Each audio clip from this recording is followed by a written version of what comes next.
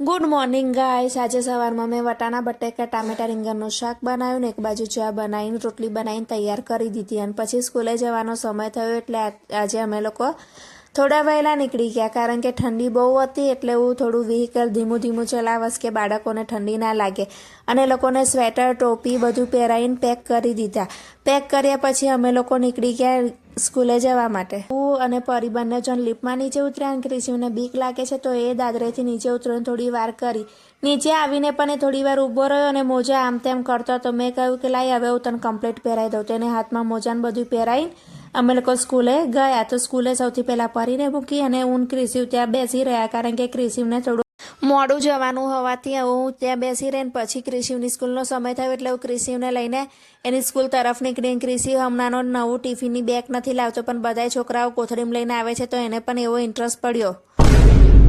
એની સાથે ટિફિનની બેગ હોવા છતાં પણ બીજા બાળકોની જેમ આજે કોથળીમાં લઈ ગયો અને એને મજા પડે છે તો એ કે મમ્મી હું હવે કોથળીમાં જ લઈ જઈશ। પછી મેં ક્રિશિવને સ્કૂલે મૂક્યો અને પછી હું ઘરે આવી, ઘરે આવીને બીજા કામ પતાયા।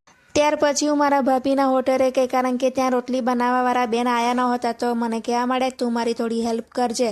તો મેં કહ્યું દીદી મને રોટલી વણી આપતા હતા અને ફટાફટ ત્યાં રોટલીઓ શેકતી હતી અને એક પછી એક કસ્ટમર ચાલુ જ હતા। તો મને એમ કે આજે બહુ ટાઈમ લાગશે પણ વાર ના લાગી, અડધો કલાક કે કલાકમાં તો ઘણી બધી રોટલીઓ અમે લોકોએ શેકી નાખી અને અમે આખું બપોર આવું જ કર્યું। એક કસ્ટમર આવે છે ને બીજું જાય છે, બાજુમાં જે દીદી છે એ મને હેલ્પ કરાવે છે, ફટાફટ રોટલી વણે છે ને હું શેકું છું।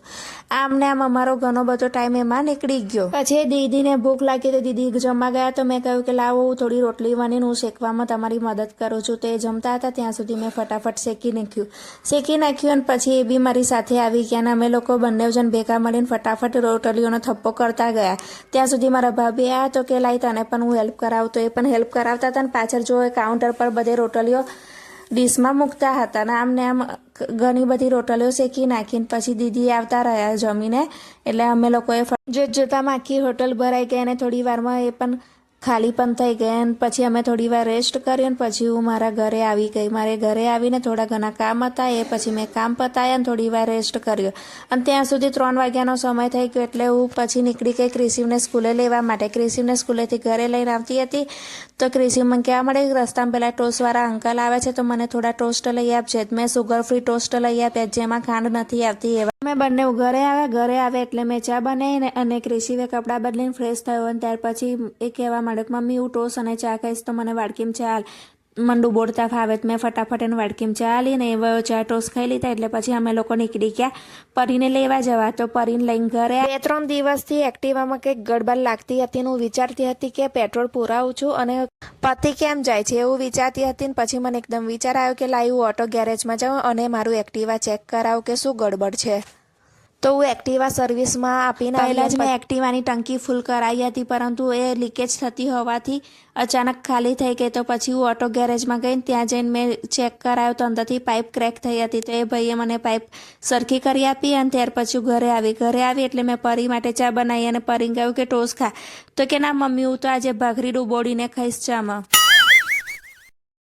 અને પછી એ લોકો લસણના સેવ મમરા ખાતા હતા, બંને જણ એક પાણીની બોટલ માટે ઝઘડતા હતા। એ લોકોને છૂટા પાડ્યા અને ત્યાર પછી સાંજે હું ખાવા બનાવતી હતી ને અચાનક લાઇટો ગઈને પરી નીચે રમતી હતી તો હું અને ક્રિશિવ બંને જણ નીચે ઉતરીને પરીને શોધવા ગયા, કારણ કે અમે પરીને શોધતા રહ્યા પણ પરી ન હતી, એના બેનપણી ઘેર હતી। ફોન કરીને એને ઘેર બોલાવીને પછી અમે લોકો એને લઈને ઉપર આવ્યા। હું જમવાનું બનાવવાની તૈયારી કરતી હતી અને બંને જણ બેઠા રમતા હતા।